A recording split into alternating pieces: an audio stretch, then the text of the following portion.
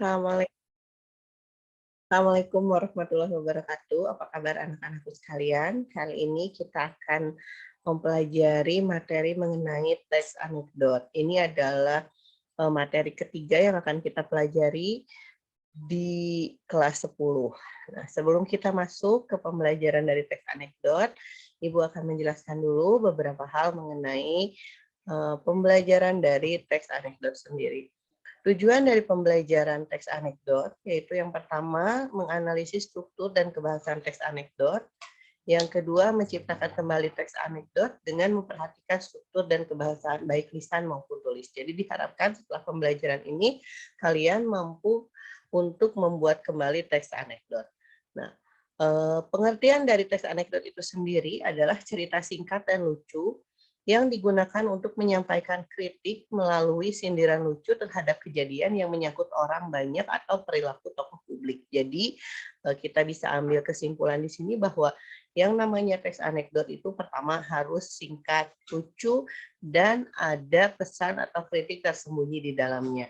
Kemudian isi dari anekdot itu adalah sindiran dan kritikan terhadap kejadian yang menyangkut kehidupan orang banyak atau perilaku tokoh publik. Jadi kalau sebuah teks hanya berisi lucu saja tapi tidak ada sindiran atau kritikan, itu tidak bisa kita kategorikan sebagai teks anekdot.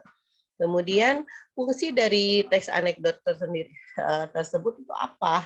Kalau teks anekdot itu fungsinya itu untuk menyampaikan kritik terhadap kejadian yang menyangkut orang banyak atau perilaku tokoh publik. Jadi kalau misalkan kan suka ada nih perasaan kalau kita mau menegur mau apa tuh segan. Nah, diharap dengan teks anekdot ini kita bisa menegur atau menasehati, mengingatkan tokoh atau orang penting supaya lebih baik lagi tanpa harus ditegur secara langsung ya.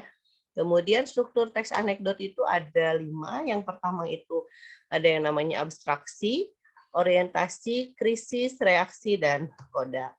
Nah, kemudian pada pembelajaran kali ini juga kita akan mempelajari materi mengenai kaidah kebahasaan teks anekdot atau ciri-ciri bahasa yang sering digunakan dalam pembuatan teks anekdot. Yang pertama itu biasanya banyak menggunakan kalimat yang menyatakan masa lalu. Yang kedua itu menggunakan kalimat retoris atau kalimat yang tidak membutuhkan jawaban. Kemudian yang ketiga itu menggunakan konjungsi yang menyatakan hubungan waktu dan konjungsi yang menyatakan hubungan sebab akibat.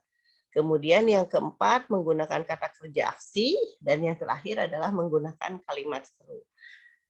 Nah, ini adalah contoh teks anekdot ya, ada soal warga yang kemalingan. Nah, ini bisa dilihat bagaimana warga itu abstraksinya itu seorang warga yang melapor kemalingan. Kemudian orientasinya sudah mulai masuk ke mau bercerita tentang apa nih si anekdot ini. Di sini kan bahwa oh pas saya kemalingan dan lain sebagainya, dan ini ada krisisnya, reaksinya, dan koda. Sebenarnya koda ini sifatnya opsional, jadi boleh ada ataupun tidak. Nah, mungkin itu saja penjelasan dari Ibu mengenai teks anekdot. Seandainya ada yang ingin ditanyakan, boleh nanti bisa kita bicarakan lagi setelah